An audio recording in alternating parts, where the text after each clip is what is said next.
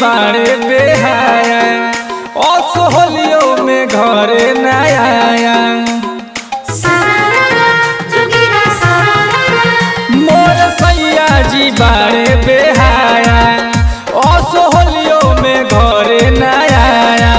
तो हमार चढ़ली जवानी करे तंगरे हो, हमार चढ़ली जवानी करे तंगरे बिना पिया के भावे न रंगरे। हमार चढ़ली जवानी करे तंगरे बिना पिया के भावे न रंगरे।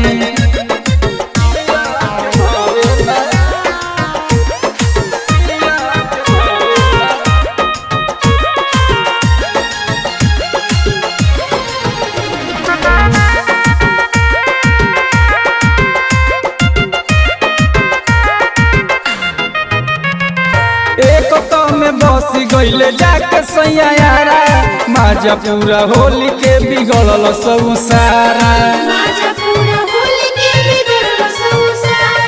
एक तो में बस गईले जाके सैया यारा माजा पूरा होली के बिगड़ल सब सारा।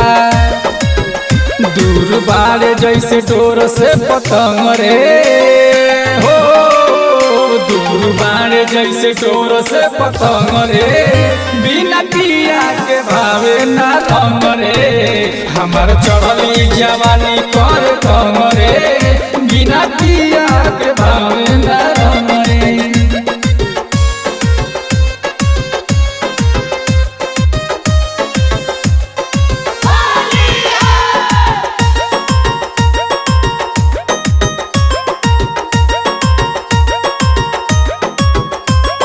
बरसों के बाद एगो आइल त्योहार बा छुट्टी लेके आवत ना बलमा हमार बा।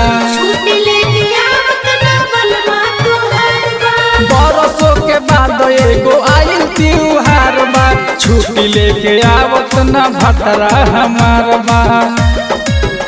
रंगवा कृष्णा न खेले हमारा संग रे हो, रंगवा भोला न खेले हमारा संग रे बिना पिया के भावे ना रंग रे। हमार चढ़ली जवानी कर तंग रे बिना पिया के भावे ना रंग रे। अरे जाए मुदई।